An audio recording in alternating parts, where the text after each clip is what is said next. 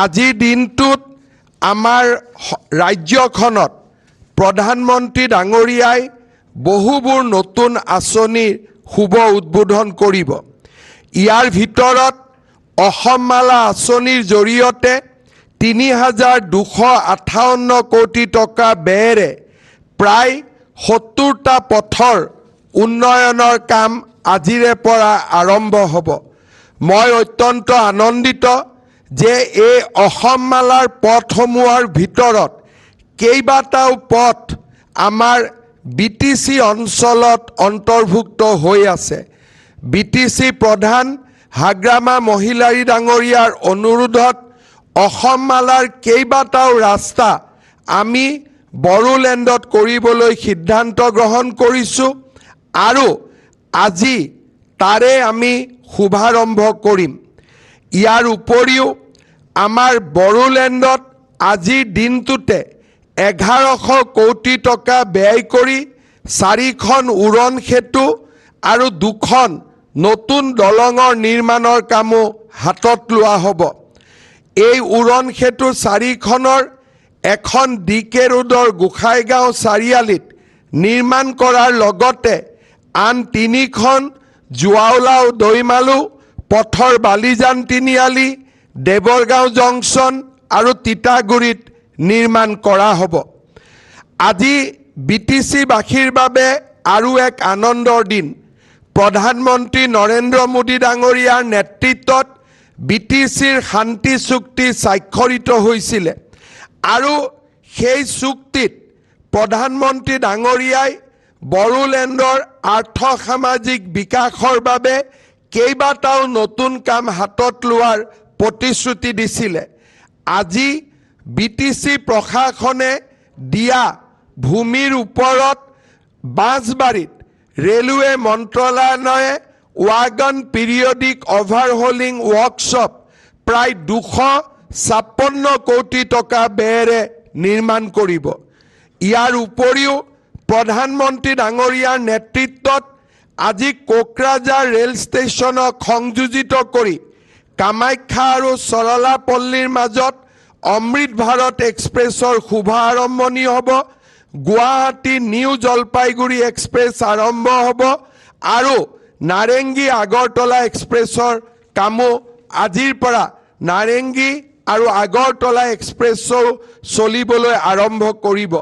প্ৰধানমন্ত্ৰী ডাঙৰীয়াই আজিৰ সভাতেই তেখেতৰ কৰকমলেৰে এই আটাইবোৰ আঁচনিৰ শুভাৰম্ভ কৰিব। শ্ৰদ্ধাৰ ৰাইজ, হাগ্ৰামা মহিলাৰী ডাঙৰীয়াই উল্লেখ কৰাৰ দৰে খুব কম দিনৰ ভিতৰতে আমি ভূটান আৰু কোকৰাঝাৰক সংযোজিত কৰি নতুন ৰেলৱে লাইন গেলেফু আৰু কোকৰাঝাৰ ৰেলৱে লাইনৰ নিৰ্মাণৰ বাবেও আমি কাম হাতত লৈছোঁ। শ্ৰদ্ধাৰ ৰাইজ, আপোনালোকে দেখা পাইছে যে যোৱা 5টা বছৰত বড়োলেণ্ডৰ বিকাশ আৰু বড়োলেণ্ডৰ প্ৰগতিয়ে এটা সমগ্ৰ বড়োলেণ্ডক শান্তি আৰু সম্প্ৰীতিৰ এক নতুন অভিকেন্দ্ৰলৈ ৰূপান্তৰ কৰিছে। প্ৰধানমন্ত্ৰী ডাঙৰীয়াই বড়োলেণ্ডত তেখেতে নিজে কেইবাবাৰো আহি বড়োলেণ্ডৰ বিকাশৰ বাবে সুদূৰ প্ৰসাৰী আঁচনিসমূহৰ কাম হাতত লৈছে। মই আপোনালোকক নিশ্চিতভাৱে ক'ব পাৰোঁ যে হাগ্ৰামা মহিলাৰী ডাঙৰীয়া আৰু আমি যুটীয়াভাৱে প্ৰচেষ্টা কৰিম যাতে বড়োলেণ্ডলৈ আৰু উন্নতি আহিব পাৰে আৰু আমি আৰু আগুৱাই যাব পাৰোঁ।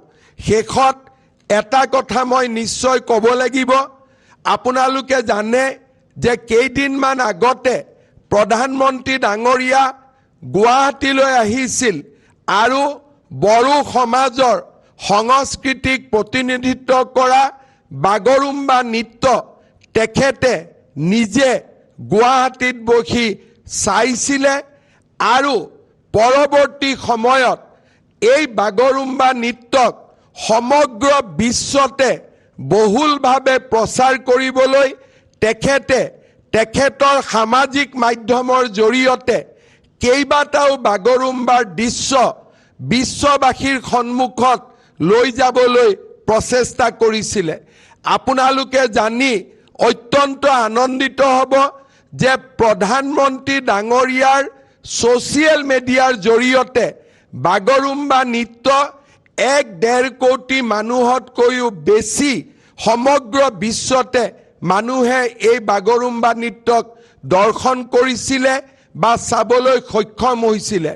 ইয়াৰ আগতে ভাৰতৰ কোনো প্ৰধানমন্ত্ৰীয়ে বাগৰুম্বা নৃত্যক ইমান সন্মান জনোৱা আমাৰ সমসাময়িক ইতিহাসত আমি কেতিয়াও দেখা নাছিলোঁ। বড়ো জাতিৰ প্ৰতি তেখেতৰ থকা অসীম শ্ৰদ্ধাৰ বাবে নতুন দিল্লীত বডোফা উপেন্দ্ৰনাথ ব্ৰহ্মৰ প্ৰতিমূৰ্তি নিৰ্মাণ কৰিছে আৰু নতুন দিল্লীত তেখেতে বডোফা উপেন্দ্ৰনাথ ব্ৰহ্মৰ নামত ৰাস্তা পৰ্যন্ত উৎসৰ্গা কৰিছে।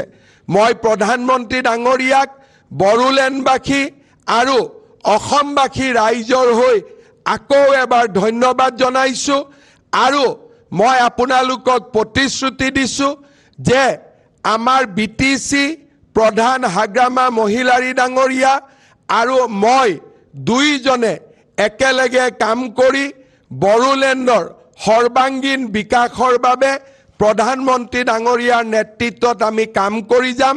সকলোকে আকৌ এবাৰ মোৰ ধন্যবাদ আৰু শ্ৰদ্ধা জনাই মই মোৰ বক্তব্যৰ সামৰণি মাৰিছোঁ। ধন্যবাদ। জয় হিন্দ। বন্দে মাতৰম।